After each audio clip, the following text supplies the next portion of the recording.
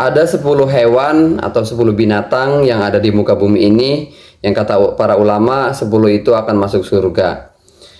Dalam kitab Qissatul Mi'raj dijelaskan faidatun qalu ad-dawabul lati tadkhulu al-jannata min dawabid dunya asratun al-buraq wa naqatu salih wa himarul uzairi wa ijlul khalili wa kabsu ismail wa hudhuda sulaiman wa namlatuhu wa kalbu ahlil kahfi wa hutu yunusa wa baqaratu bani israil. Jadi kata para ulama ada 10 hewan di muka bumi ini yang akan masuk surga. Jadi kalau yang sejatinya masuk surga ya manusia, ya jin. Tapi ini kok hewan bisa masuk surga? Ya, tapi hanya 10. Yang pertama adalah al-buraqu, yaitu buraq ya. Jadi hewan yang memang sebenarnya sejatinya ada di surga. Kemudian Allah turunkan melalui malaikat Jibril perintah, lalu buraq ini diturunkan ke bumi untuk dijadikan kendaraan Rasulullah saat melakukan Isra Mi'raj. Kemudian wa naqatu salih, lalu untanya Nabi Saleh, wa himarul uzairi, dan himarnya Nabi Uzair, kemudian wa ijlul khalili, dan anak sapi yang dimiliki oleh Nabi Ibrahim, wa kabsu ismaila, dan domba yang menggantikan posisi Nabi Ismail ketika disembelih. Kemudian wa hudhuda Sulaiman, burung hudhud yang dimiliki Nabi Sulaiman yang waktu itu menghilang dari pengawalan sehingga Sulaiman mencari. Lalu hudhud memberikan kabar berita bahwa ada kerajaan yang dipimpin oleh seorang wanita yang sangat hebat segala macam lah, namanya Bilqis. Yaitu awal mula Nabi Sulaiman mendengarkan berita daripada Ratu Bilqis dan kerajaannya dari burung hudhud.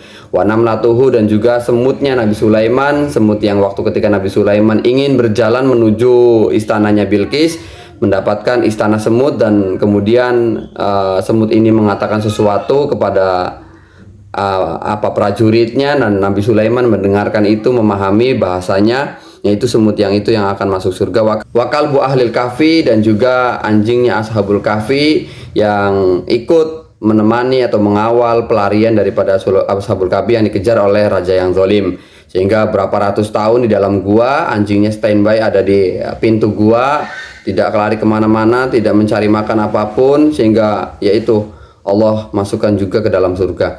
Wahutu Yunus, dan juga ikan yang memakan Nabi Yunus ketika Nabi Yunus kabur dari kaumnya, menyerah dari apa yang sudah diperlakukan oleh kaumnya. Kemudian di tengah laut oleh Allah ditegur karena belum ada perintah kok Nabi Yunus sudah meninggalkan kaum, sehingga kapal yang ditunggangi oleh Nabi Yunus ini mendapatkan atau menghadapi badai yang begitu luar biasa, sehingga ketika di lotre siapa yang keluar namanya ini akan harus keluar atau harus lompat dari kapal, dari perahu, sehingga 3 kali di lotre Nabi Yunus keluar namanya dan dia harus lompat dari kapal, dan kemudian diselamatkan oleh ikannya ya Allah alam ikannya seperti apa. Wa baqaratu bani Israil, jadi sapinya Bani Israel itu yang sebagaimana dalam surat Al-Baqarah dijelaskan panjang lebar itu ya, yang Bani Israel disuruh menyembelih sapi lalu protes sapi yang bagaimana segala macam, itu banyak panjang ayatnya.